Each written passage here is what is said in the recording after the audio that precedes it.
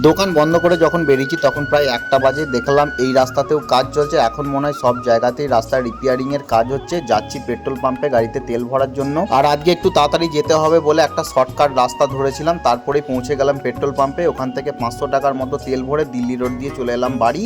আর বাড়ি নয়, আমি যাচ্ছি সুমনাদের বাড়িতে। আমি আসার কিন্তু একদিন আগেই বাবু সুমনা চলে এসেছিল, কারণ ওদের বাড়িতে রান্না পুজো ছিল, তাই আজকে সবাই এসেছে ওদের বাড়িতে। প্রথমে গিয়েই আমি চলে গেলাম রান্নাঘরে, আর রান্নাঘরে গিয়ে দেখি সমস্ত রান্না কমপ্লিট। এবার মনে হয় খেতে দেওয়া হবে, যার জন্য সবাইকে ডাকা হচ্ছিল খেতে বসার জন্য। প্রথমের দিকে কেউ বসতে চাইছিল না খেতে, তার জন্যই বাবুকে জোর জবরদস্তি বস করানো হলো। আর পরিবেশনের দায়িত্ব ছিল সুমনা, ওই খেতে দিচ্ছিল সবাইকে। মোটামুটি সবার খাওয়া হয়ে গেলে তারপরে দিদি, জামাইবাবু, ভাগনা আসার পর আমিও খেতে বসলাম। দিদিদের আসতে আজকে অনেকটা লেট হয়ে গেছে, প্রায় 3টের উপরে বেজে গেছে আমাদের খাওয়া দাওয়া শুরু করতে। আর এই সমস্ত যে কোনো পুজোর রান্নার কিন্তু টেস্ট আলাদা রকম হয়, খেতে তো আমার খুব সুন্দর লাগছিল।